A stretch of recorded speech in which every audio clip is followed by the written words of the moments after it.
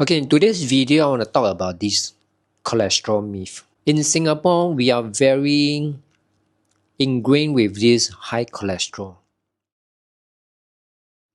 A lot of all this food we bought from these supermarkets, they have the packaging that says cholesterol free, low cholesterol. Our local government or medical advisory team suggests us to consume a very low amount of cholesterol. And yet we are complaining about this low fertility rate. A lot of people going for this IVF, they cannot conceive. One of the reason, there might be many reasons. We are very so-called ingrained with this cholesterol myth. We try to limit the amount of cholesterol. But let me ask you just one question. Okay, you can pause and think for that moment. If cholesterol is so dangerous, it's so bad for you, how come your liver is making 2000 mg on a daily basis? You can pause this video and think about it. Do you know the reason why the liver produces cholesterol? Because cholesterol is very important for our body. It's a precursor of all these steroid hormones. You need cholesterol to make your sex hormones, to make your other types of hormones.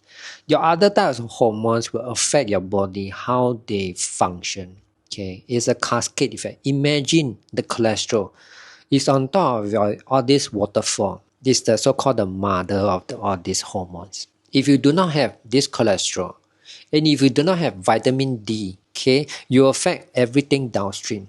So when someone wants to conceive or someone who wants to increase their sex drive, or maybe to control the mood or these hormones regulations, you need the cholesterol. Even if you consume a very high cholesterol diet, it doesn't contribute to your cholesterol level. Your cholesterol level, the numbers, you go for this lipid panel test, your cholesterol test, the number will change when you consume different type of fats, oil, vegetable oils. It doesn't really go into the cholesterol like maybe if you someone consuming a high cholesterol food. Okay, the amount of cholesterol doesn't contribute to this amount. It might somehow maybe, but it's not a very major factor. It's a type of fat, the oil they're using, or maybe in the mixture of the food you're consuming that adds up to this amount of cholesterol. Second myth is when you go for this cholesterol test, the very four common markers are the total cholesterol, the LDL, which stands for low density lipoprotein. And the third one will be the HDL, it's a high density lipoprotein. And the fourth one will be triglycerides. So these are the four markers under a very conventional cholesterol test. Most of the doctors will just target the total cholesterol and the LDL.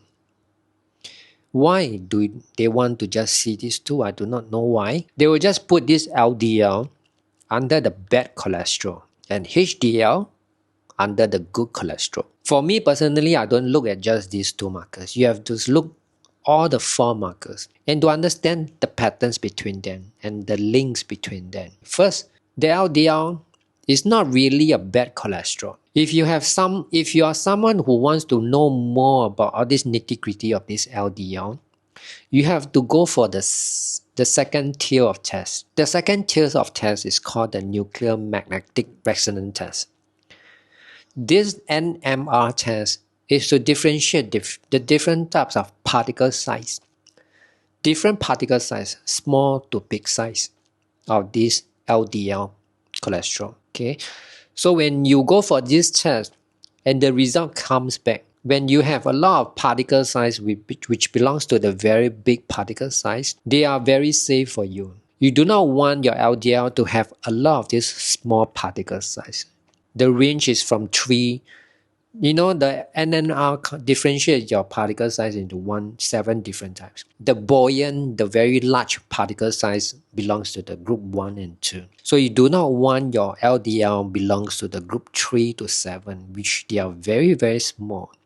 So when they are very small in sizes, that tends to clog up all these small tiny arteries in your body. Where you can find all these small arteries? Your eyes. There's also small tiny veins arteries in your toes, so they will just clog up. LDL is actually not a cholesterol. If you want to term it correctly, scientifically, LDL doesn't mean cholesterol. It's a low density lipoprotein. So it's actually a type of protein. And cholesterol is just one of the passengers. Okay, imagine the LDL is like a vessel. It's like a ship, a vehicle. The cholesterol is just one of the passenger. It's just one of the luggage, the content inside this vessel. So you cannot just think LDL is just cholesterol because there's different type of passengers. There's other different passengers inside this lipoprotein. Lipoprotein is actually to transport this cholesterol, fat, to other parts of the body. Fat doesn't go well with water. So you need a protein to support them to move from point A to point B. There's also different type of LDL, which I do not want to go further because it's very complicated. If you want to know more about this cholesterol, I believe there's a lot of doctors, functional doctors in the community. You can just look for them, Google them online. There's one of it which I came across and actually went to watch a lot of his videos. He is Dr. Paul Mason. He will actually tell you more on the cholesterol. If you want to know more about all this cholesterol, okay, I suggest you go and Google online to find all these doctors, professors under the functional health community to understand why is that so. So you have better equipped of all these informations. When they have high cholesterol, they will ask to go for this type of medications to lower the cholesterol level. All medications comes with a side effect. You do not want to rely on medications in the long run. You have to correct your body. Our body is so smart that it can actually regulate. If you have something more, your body will regulate to under a homeostasis state, a balanced state. Okay, if your body doesn't regulate all this, there must be something wrong. There must be some underlying issues. So you want to control that and to find out. To be metabolically healthy, if your ratio falls below 0.8, when you have your triglycerides over your HDL, it belongs to this healthy group of people. So if you have a higher number, more than 0.8, you have to take note. You want to reduce your triglycerides to as low as possible and increase your HDL as high as possible. One of the ways to increase your HDL is to consume good fats. Some of the good fats which I personally tried, MCT oil, your butter, egg yolk, all these are the good fats. Okay, try not to consume fats which you think is good from those like healthy nuts, They are very high in good fats but also comes with a price, they are very high in omega-6. So if you want to increase all this, you can go for all this like egg yolks choline, or you can go for phosphatidylcholine. Then you can go for beef tallow, all the good oil, all the good fats. MCT, if you want to go for MCT, okay, you want to go for the C8, okay, with the 8 carbons one. There's a lot of different types of MCT. Mostly common are the C8, C10. I think there's also C12, the medium chain fatty acids. Okay, C8 will be the more preferred one. I don't consume much of the MCT oil nowadays, so I mainly focus on the food I eat, like the type of eggs, the beef tallow, heavy cream, coconut cream, and phosphatidylcholine. Recently, I just incorporated this phosphatidylcholine into my diet. Okay, phosphatidylcholine is very, very important because it's one of the components of making this bile salt.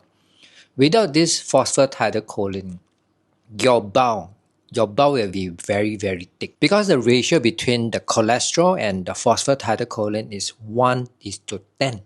So you need a lot of this choline. So if someone who doesn't consume eggs, if you are vegan, then you need to supplement your choline, your phosphatidylcholine. Okay, that's the end of my video of this part 1 of the cholesterol video. In the upcoming video next week, I'll be talking more on the impact that caused by these plant steroids and how it's going to impact your hormones productions and further details of the 3 other important functions of the cholesterol. If you want to know more about other health related topics, please check out this playlist over here.